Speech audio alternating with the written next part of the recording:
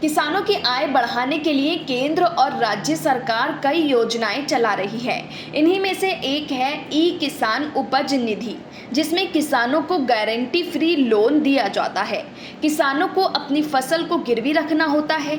इसमें फसलों को warehousing development and regulatory authority के रजिस्टर्ड गोदामों में रखा जाता है। ई किसान उपज निधि के अंतर्गत किसान फसलों को गिरवी रखकर 7% ब्याज पर लोन ले सकते हैं।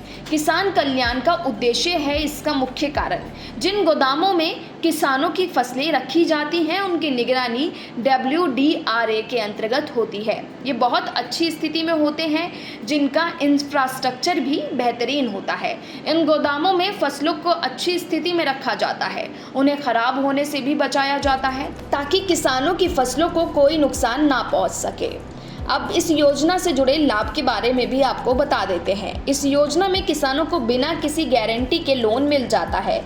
किसानों को उनकी फसलों के भंडारण और उनके रखरखाव की चिंता से मुक्ति भी मिल जाती है। साथ ही warehousing development and regulatory authority से पंजीकृत गोदामों में फसलों को जमा करने के बाद ही लोन मिलता है। इस प्रकार के लोन में किसानों को 7% की दर से ब्याज का भुगतान करना होता है। साथ ही फसलों की कटाई के बाद फसलों के भंडारण के बेहतर विकल्प मिलते हैं। लोन लेने के लिए किसानों को क्या करना पड़ेगा वो भी आपको बता देते हैं। सबसे पहले किसानों को VDRA से रजिस्टर्ड गोदामों में अपनी फसलों को जमा करना होता है, जिसके बाद उन्हें लोन आसानी से मिल जाता है।